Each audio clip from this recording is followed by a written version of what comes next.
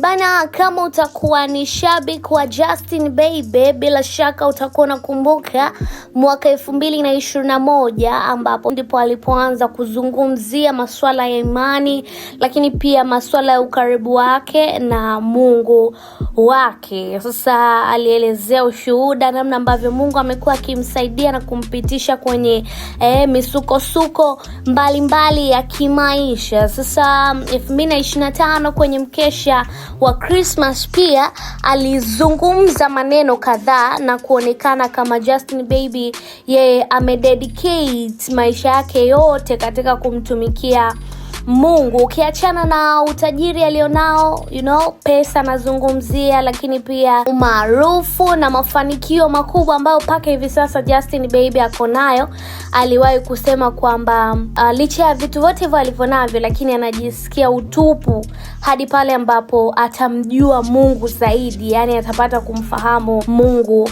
zaidi. Lakini kwa hivi sasa yeye ameweka wazi kuwa anajisikia utulivu, furaha na amani kwa sababu yupo karibu na Mungu, na hicho ndicho ambacho alikuwa akitamani kwa muda mrefu. Hii inaonyesha kwamba kuna muda maisha ya kweli au ule utajiri wa kimaisha hautokani tu na kuwa na pesa, magari ya kifahari, majumba makubwa au umaarufu.